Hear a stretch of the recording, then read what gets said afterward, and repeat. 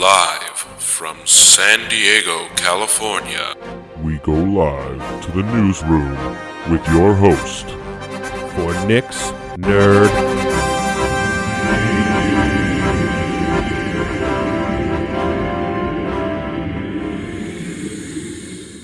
What is up, my guys, my dudes? How are y'all doing tonight, huh?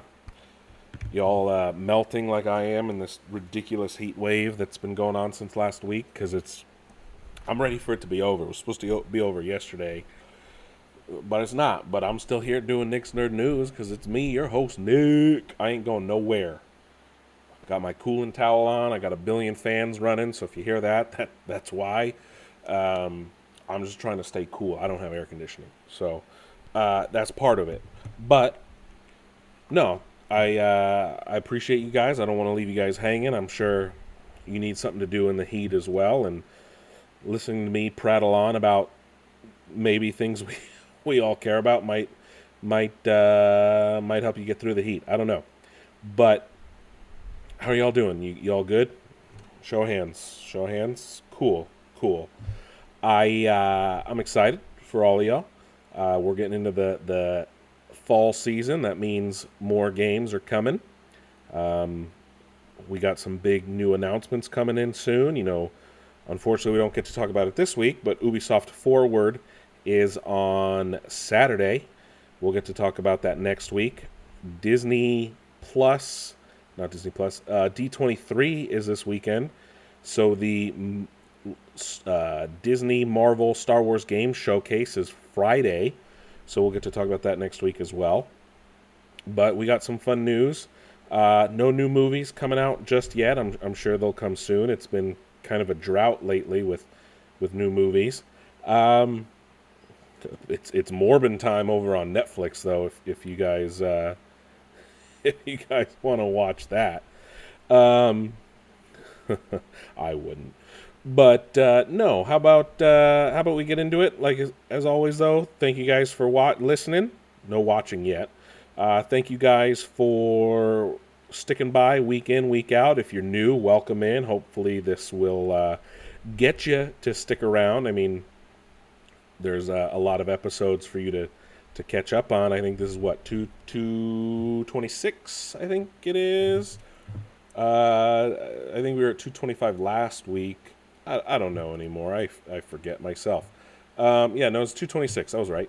Look at that. Hey, I remembered. So, share, like, subscribe, share us with your friends, right? I mean, check out our meme page that it's pretty much become at this point. But who knows? Let's not waste any more time, though, and get right into it, shall we? Today is September 7th. September 7th. Holy shit. It's almost 2023. Anyway, as always, we talk about video games first here because that's what I care about the most. And I forced you all to listen. And I ain't taking no shit from no. Anyway. So, the Microsoft Activision deal is facing more and more scrutiny from some people. And a couple weeks ago, we talked about how Brazil was looking deeper into it and Sony sued. Well, now we have the UK who is looking into it. The UK's Competition and Markets Authority are going to go into an in-depth investigation into this acquisition of Activision Blizzard. They're going to be looking into Watchdog's concerns because a watchdog group brought it to them. They were planning on doing what they call a Phase 1 investigation in July, but this is what they said now. It says, quote, I'll do it in a British accent, quote, it could harm rivals, including recent and future entrants into gaming, by refusing them access to Activision Blizzard games or providing access on much worse terms. Microsoft could leverage Activision Blizzard's games together with Microsoft's strength across console, cloud, and PC operating systems to damage competition in the nascent market for cloud gaming services. Unquote. That is my BBC voice. If Nick's Nerd News was a production of the British Broadcasting. I don't believe all that. Um, they are going into a phase 2 investigation, which means they're bringing in a independent panel of experts to provide a more intensive probe into the concerns. They have 5 day. They had 5 days as of the first to submit a rebuttal. Microsoft President Brad Smith responded directly to the announcement, saying, "We're ready to work with the CMA on next steps and address any of its concerns. Sony, as the industry leader, says it is worried about Call of Duty, but we've said we are committed to making the same game available on the same day on both Xbox and PlayStation. We want people to have more access to games, not less," unquote. Phil Spencer wrote a blog. He said, quote, "We will continue to engage with regulators with a spirit of transparency and openness as they review this acquisition. We respect and welcome the hard questions that are being asked. The gaming industry today is robust and dynamic. Industry leaders, including Tencent and Sony, continue to expand their deep and extensive libraries of games as well as other entertainment brands and franchises, which are enjoyed by players everywhere. We believe that a thorough review will show that the combination of Microsoft and Activision Blizzard will benefit the industry and players," unquote. So, we'll see what happens. I don't foresee anything crazy happening, except Jim Ryan got his panties in a bunch this week. Jim Ryan, of course, being the head of PlayStation. And this is what he had to say.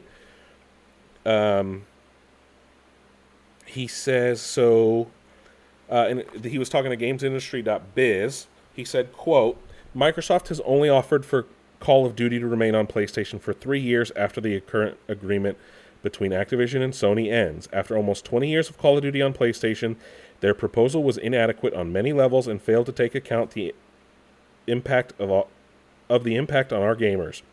We want to guarantee PlayStation gamers continue to have the highest quality Call of Duty experience, and Microsoft's proposal undermines this principle," unquote. Okay. So, 3 years beyond is through at least, I think that puts it, because their deal, their marketing exclusivity deal, or whatever you want to call that, is through, I think, 24. And 3 years beyond that would be 2027. There's no guarantee that Call of Duty will still be the juggernaut that it is in 5 years. It may very well could be. I mean, Call of Duty's run the gaming industry pretty much for the last almost 10. So, if not more. So, look, I could be wrong. I'm fully admitting this, right? And things can change in the future as well. We don't know, right? We do not know.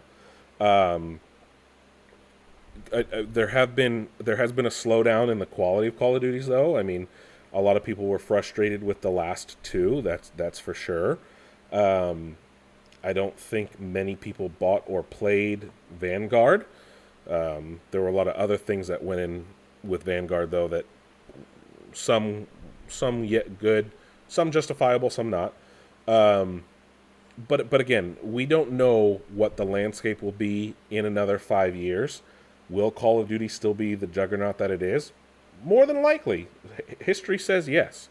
I'm not discounting that, but again, just because they say 3 years doesn't mean they can change their mind and renegotiate. And Sony always can too, right?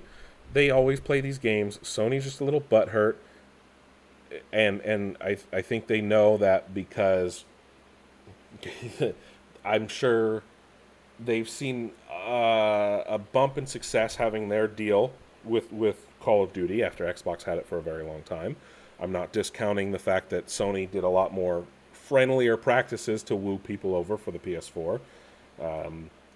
I'm just saying there's a lot of things. There's a lot of things that can happen, and I think Jim Ryan's being a little bit butthurt about it. I mean, if he really wanted to do it, just make Destiny exclusive, dude. Just do it.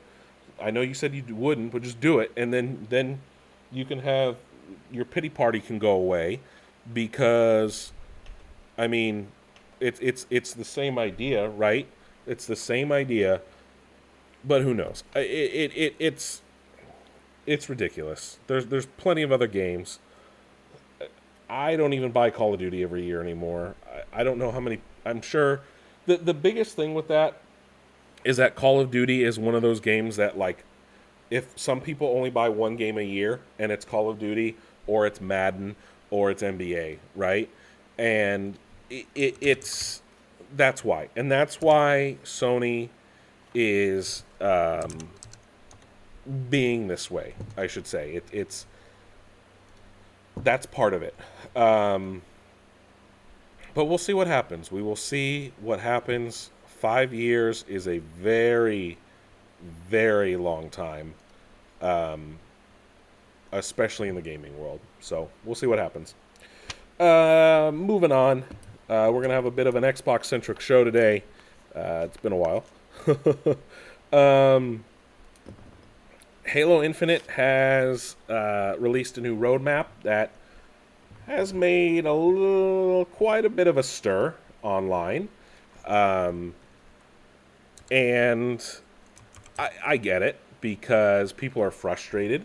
The game launched a year ago, and it's, not shaping up to what people wanted it to be. And the roadmap is not the greatest. However, there are some good things in this roadmap as well. Not everything is doom and gloom. The biggest doom and gloom, though, is unfortunately they've had to cancel split screen co-op. Strangely, though, a lot of people in the community have gotten it running through a glitch. So maybe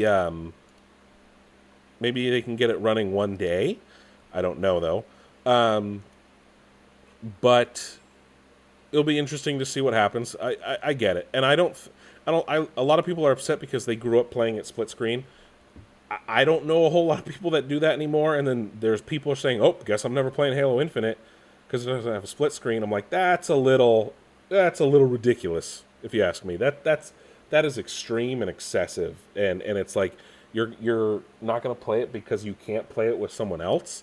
That's don't get me wrong, I grew up playing it split screen, but I enjoy playing it by myself just as much as well. So I don't know. We are getting actual Forge beta, though. So there's that. And unfortunately, Season 3 has been delayed till next year, meaning Season 2 is very, very long. However, we're getting a new free 30-tier Battle Pass. And then when Season 3 launches in March, we will get a new map, a new equipment. We are getting new maps, though, in November, so we're still getting that. And a new Battle Pass and a new weapon. A new weapon is being added. They haven't added any new weapons. And some other things as well. They're trying to shore up quality of life improvements and things like that, and I think that's a little more important. I know some other people have as well. So we'll see what happens as time moves forward with Halo Infinite, and if this is a blessing or a curse for them. Microsoft has also announced a new tier of Gamepass after it leaked last week, and it is the new Friends and Family plan. And I don't know when it launches.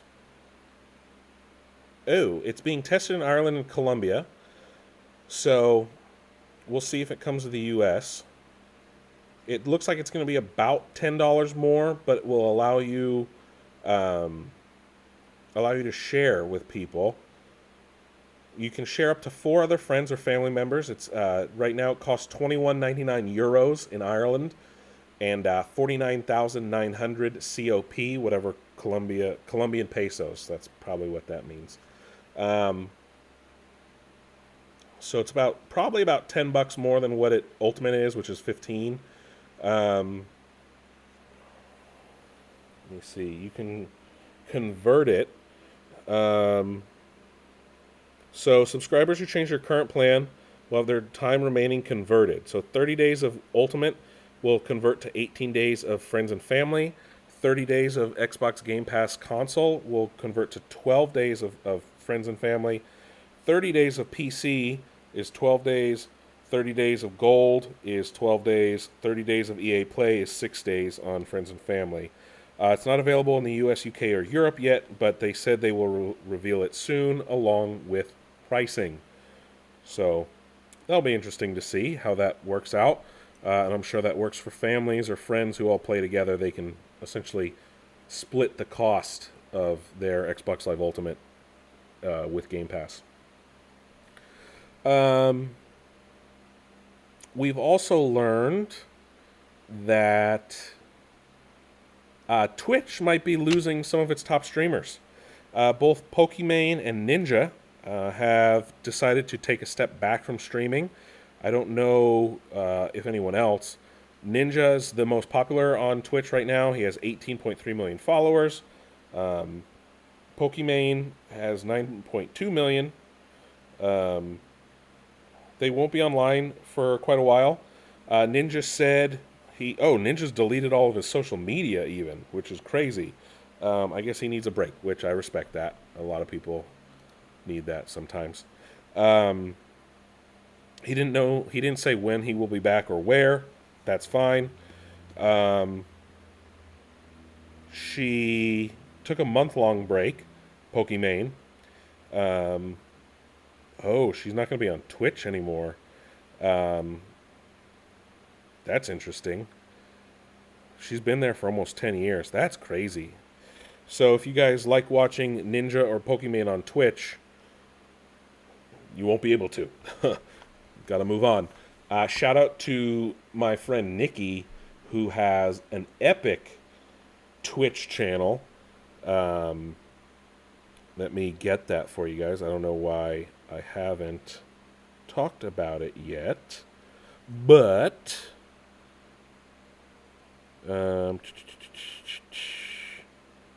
what's her Twitch channel? I think it's just Ghosto.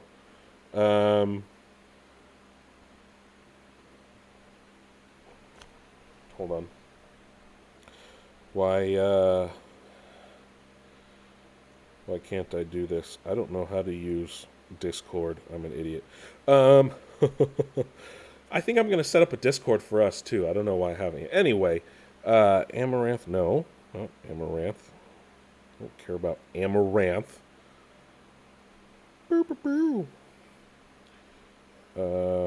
As you guys can hear me, I'm struggling. Yeah, Ghosto with 3 underscores. That is her Twitch. I just wasted a lot of time doing nothing.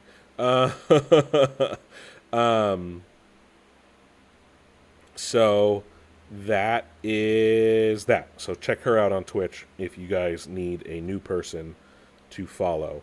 What else is going on? Well, let's look here. Are you hungry? Do you frequent IHOP? Well, if you want, you can now get Xbox-themed meals at IHOP. And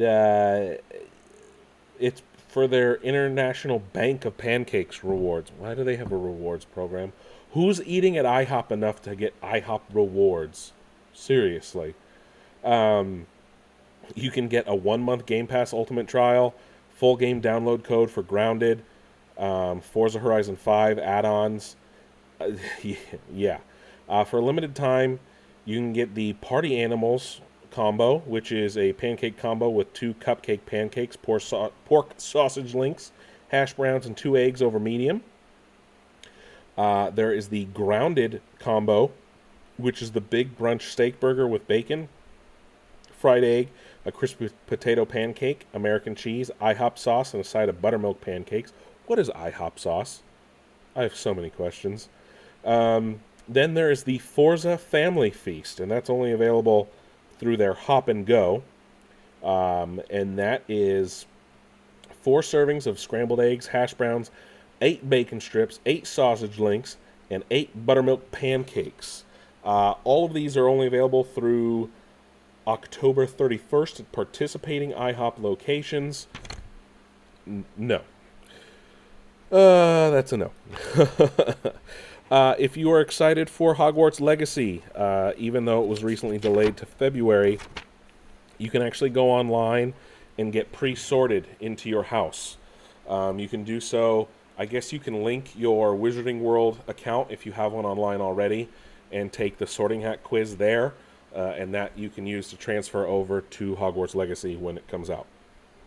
But we're also learning that Quidditch will not be playable. Look, I didn't expect it to be. But at the same time, I kind of did. I mean, it's a Hogwarts game, and you're playing a student. But I think there's a story it's trying to tell, and I think that would distract from the story. I'm not defending it. I think it just maybe they can add it as DLC. But I when you're trying to make an RPG like that, I don't think you want to put games in where people aren't going to play the story, and I think it would take away too much. But who knows? I could be wrong, and everyone could be pissed. I don't know. Rick and Morty have done a new God of War promo. It's very short, but Rick essentially turns himself into Kratos. Yeah, it's Rick being Rick, right? Which is fine. But they did this on top of Game Informer showing off new gameplay of Svartalheim or Nidavellir. One of the places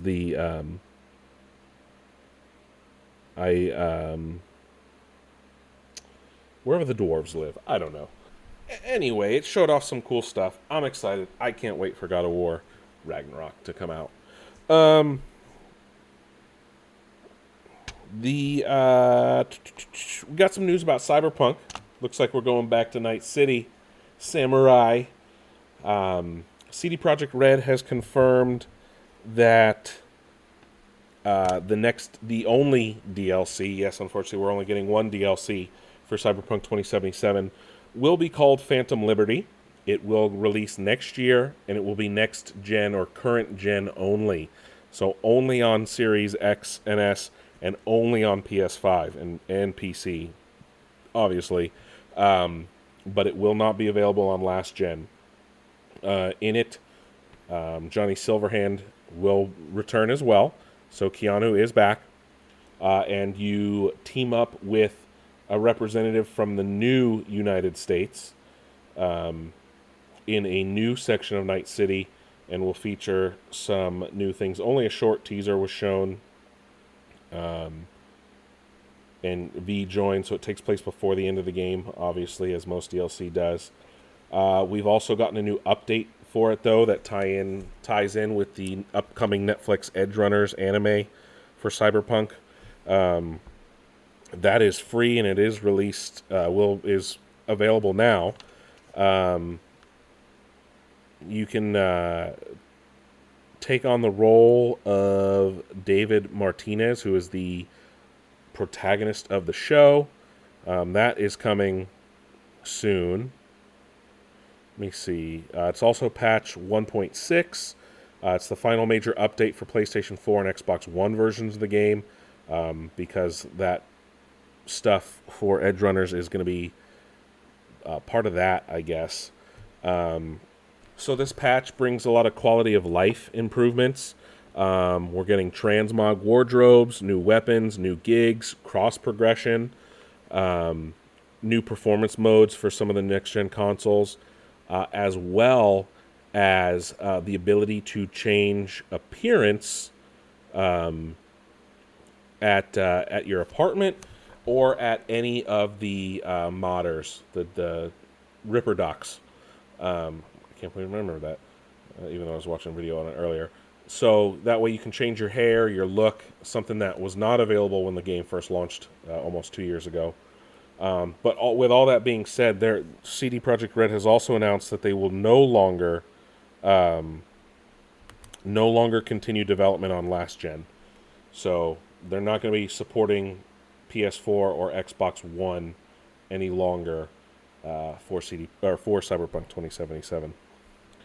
Microsoft also announced a new version of the Xbox Elite controller. This is the new Elite Core controller. It releases on September 21st. It is a white version of the Elite Series 2. And the reason it's called Core is because it costs $129. It's a little different from your standard Xbox Elite wireless controller. It is the same, but it does not come with the carrying case. It doesn't come with. So the standard Elite controller comes with a carrying case, charging dock, rear paddle buttons, additional thumbsticks, and additional D-pad. The core version does not. So the core version only comes with a USB-C and a thumbstick adjustment tool. You can, though, now purchase the additional thumbsticks, the D-pads, the paddles in a new bundle that will cost $60 separately.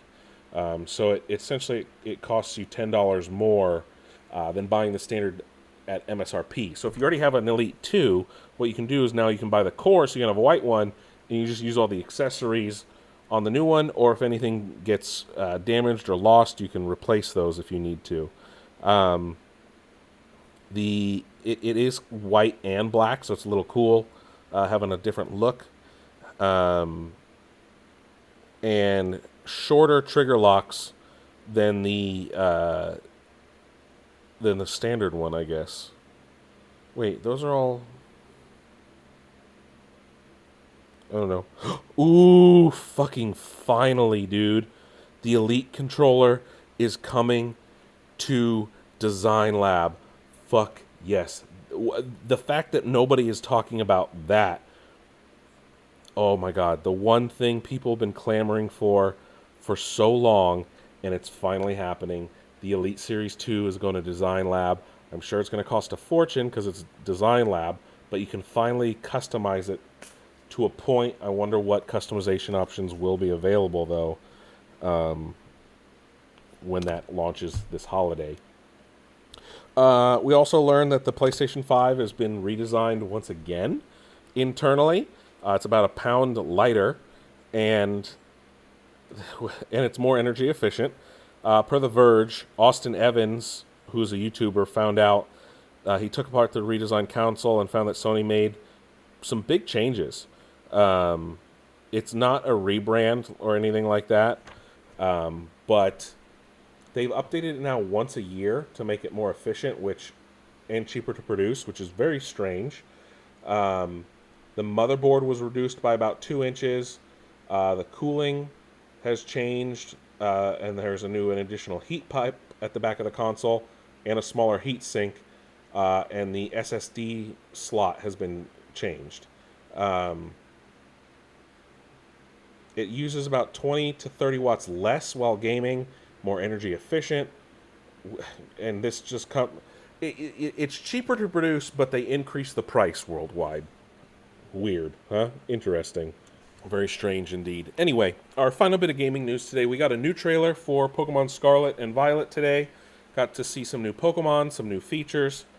In this new video they showed off, we learned a little bit more about the different story paths you can take, different gym battles, the new villainous team, which is Team Star, I guess, and just there's new Titan Pokemon, which I guess are like larger ones, like in Arceus. So there's 3 quest lines you can go on. And since you're attending school, there's the treasure hunt, which oh wait, I think it's all in the same. You can take them on in any order. Victory Road is the one we're all used to, where you go up against the gym leaders and then, fight for the Elite Four, which is led by Gita, who is the head of the Pokemon tournament. I think it said it was. But there's a little bit different because there's gym tests to get to the gym leader battles. Then there's the Starfall Street, which is One of the so you fight rebellious students. Each squad has its own boss and their own base. Um, I guess they're all Team Star. I don't know. That's one of the things. It doesn't say what that one is called. Um, and then the third story is called Path of Legends. It's where you gather different herbs and things like that. Um, and you'll go along with a new character, battling Titan Pokemon, um, and other things like that. That's where we learned about the first new Pokemon called Cloth, which is a giant crab Pokemon, if you will.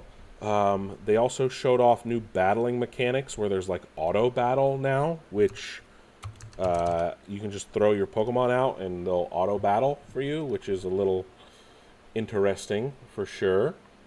Um, we also learned about two new, like, other Pokemon, which are called Armarogue and Ceruledge. They're kind of like night Pokemon.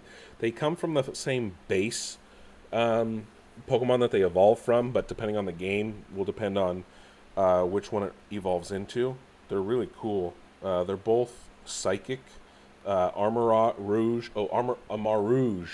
is fire psychic, and Ceruledge is fire ghost type. Oh, so that they're both fire. Excuse me, I messed that up. And then Cloth is a rock type. So no water. It's a rock type crab. And of course, we learned about Graphii, the graffiti type Pokemon, last week. I don't know. Things are all over. Hold on. So Path of Legends is the one where we go up against the Titans. The Starfall Street is one of the stories. And then the gym leader one, like I said, Victory Road. And then there are Let's Go features, which allow you to have your Pokemon exploring with you. And you can send them out on their own, which I guess they can find items for you, almost like in Pokemon Go. And then, like I said, there's auto battle, where they can go and auto battle for you. Let me see here.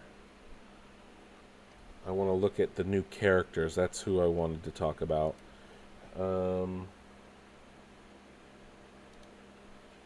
We learned about some of the new gym leaders, new characters. So we know the two professors. So, oh yes. Oh no, they didn't update everything. Okay, that's not good. Team Star, we saw their leader.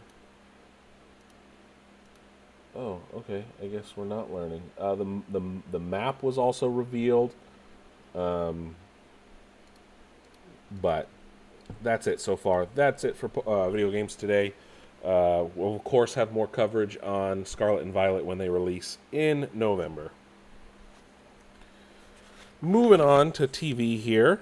Netflix has announced that it's rumored, I should say, that Netflix wants to get its ad-supported tier out as soon as possible so they can beat Disney Plus to the punch. Obviously, they see their biggest competitor as Disney Plus, and they want to make sure their ad version is out before Disney's is. So we'll see if that actually happens. We've also learned that the showrunner for Rick and Morty promises, so Scott Marter, he promises that they are going to do a new season every year, and they want to go through it. They want to be able to, release it as much as possible because they know everybody loves it. I mean, I'm okay with that. I'm happy because I love Rick and Morty. Season 6 is off to a great start. We'll talk about that in a second. He was talking with Inverse, and he said, quote, this is James Siciliano, the producer, said, quote, "There's an unbelievable amount that we have going on. I don't know how much we could talk about, but as far as the production, we have season 6 coming out and season 7 in production. We have the writer's room for season 8 going. So that's about 20 episodes in some form of production and the new season that we're breaking, unquote. Martyr followed up with said, quote, I've created a high-class problem for us, but we'll have a season of the show every year from this point forward, unquote. Was it renewed for that much longer? I don't remember. I know that they've lost a couple people over the years. Mike McMahon went over to do Lower Decks for Paramount Plus and Star Trek. Then I can't think of his name, but he wrote Multiverse of Madness. He wrote I think he wrote the WandaVision show too. But he left the show, but it still has Justin Roiland and Dan Harmon. So as long as they're there, I think we're okay. Rings of Power premiered last Friday, and it has become Amazon Prime's most watched show. 25 million viewers for the first 2 episodes. They've also kind of changed their review policy because a lot of people were review bombing it before it even aired. Strange. There's going to be a 72-hour delay. So obviously review bombing is becoming more and more of a problem in general. So it essentially, this is per Variety. They started this with a league of their own. So all user reviews have been delayed by 72 hours. So essentially you cannot post a review for the show until it's been out for 3 days, which makes sense. Like, you shouldn't be able to have a user review of something that isn't out yet. Like, that doesn't make any fucking sense. So,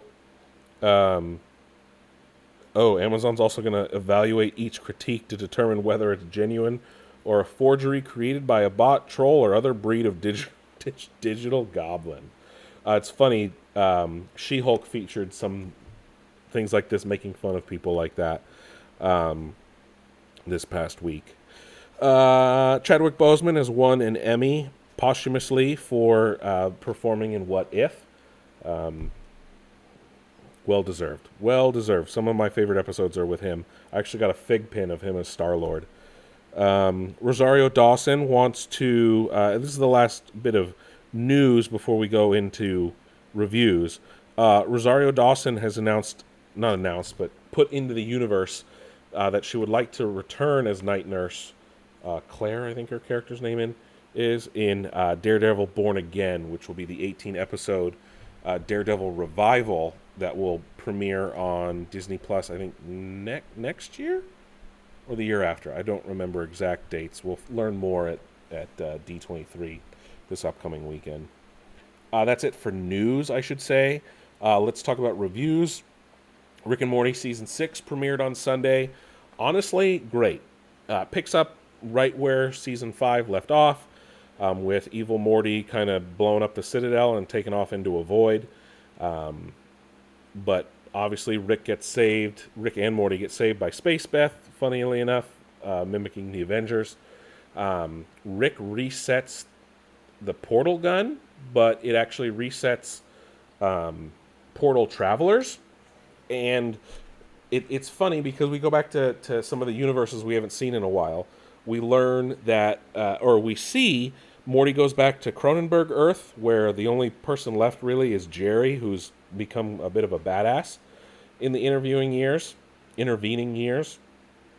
also learn that Jerry is actually not the right Jerry. So a few seasons back, when they went to Jerry Jamboree, we learned that there's a Jerry daycare, and at the end, our Rick and Morty come back, and we learn that Morty lost the ticket. So we find out that that's not really our Jerry. And then Rick goes back to his universe, where we learn that, where Beth and Diana died, and what made him become the Rickest Rick. And we also learn why he chose his Morty universe, essentially the Cronenberg universe, because that's where Prime Rick is from. And Prime Rick is the Rick that killed the Rickest Ricks, Beth and Diane. So the Rick we've been following this whole time, the one who says he doesn't care, actually does care. about people in his family. And he's been hunting Prime Rick, who is our Morty's original Rick. So we've got a season-long thread now to follow as Rick and Morty kind of hones its focus, as we can see.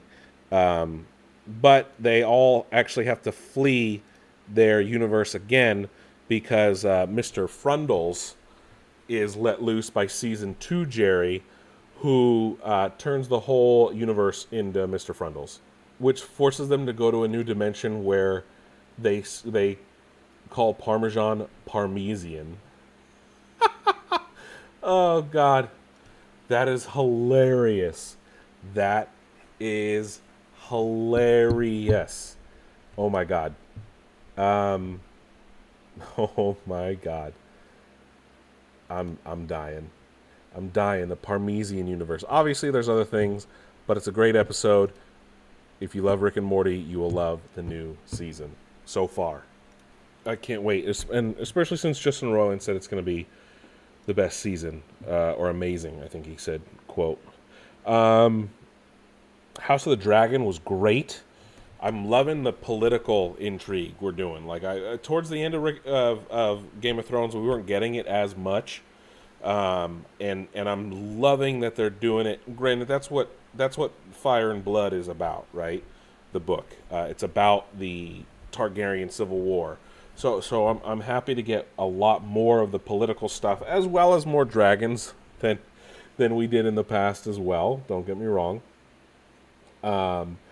But I am very, very, very much enjoying House of the Dragon. I love the storyline with Rhaenyra so far. I love that they actually did a time jump, our first time jump so far. And then Daemon's storyline, dude was a fucking badass, dude. Like a fucking G, just taking on the whole army of the Crab Feeder on his own. And then, of course, more dragon, this time a Valerian dragon, of the House of Valerian. So that was cool to see as well. And then, of course, Rings of Power. Rings of Power, I think, is great. And I know a lot of people have issues with it, which understandable if you're like an uber Tolkien fan, because it plays around a little. I had a friend at work who called it Tolkien fan fiction, but he loves it still. And I'm digging it. It's a gorgeous show. I wonder if moving to the UK will affect it for Season 2 and things like that, because they only did production in New Zealand for this first season. So that will be interesting to see where that goes moving forward. But again, it's great, and I feel like I'm back in the Jackson movies, even though it's technically not connected to them. I think because they're using New Zealand, and there are some things that are similar, like the fell beasts are definitely the same.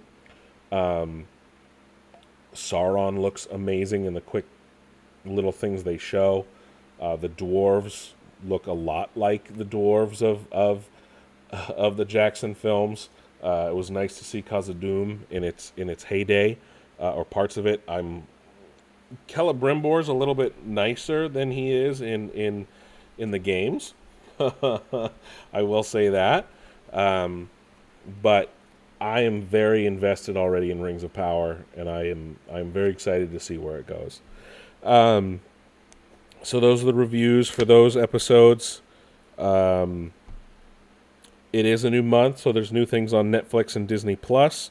Netflix has the 3 Austin Powers movies: Clueless, The Italian Job, Little Nicky, Roadhouse, Scarface, new season of Cobra Kai, Cyberpunk Edgerunners returns.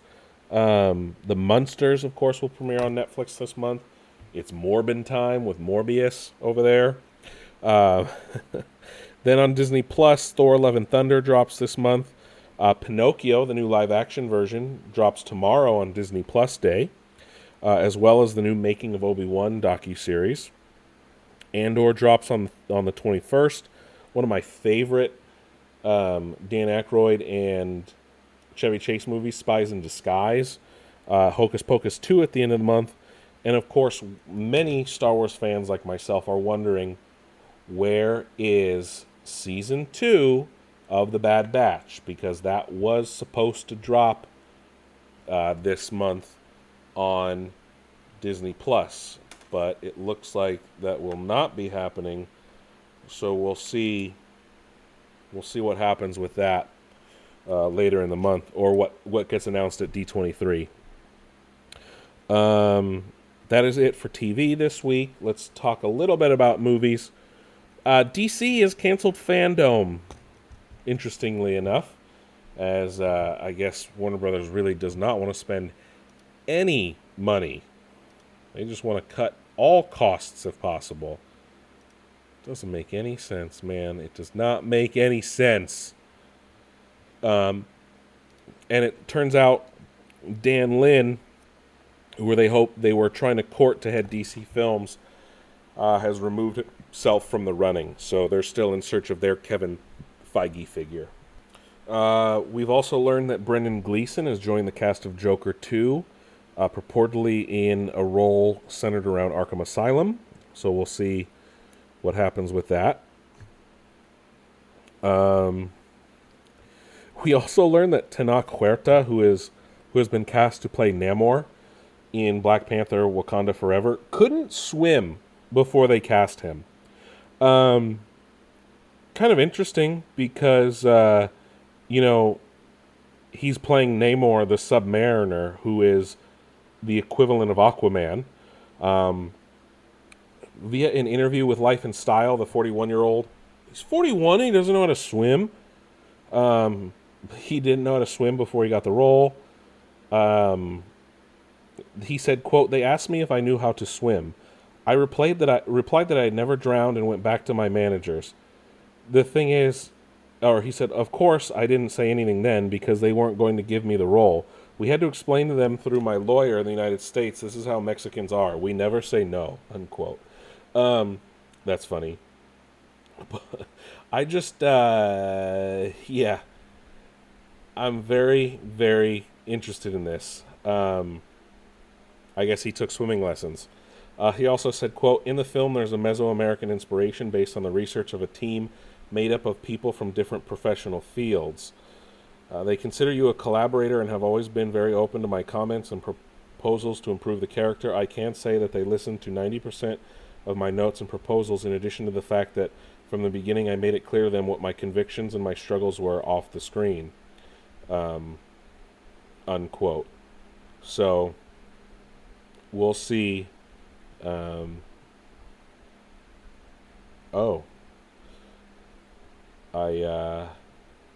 He says he's very similar to Namor politically as well, whatever that means.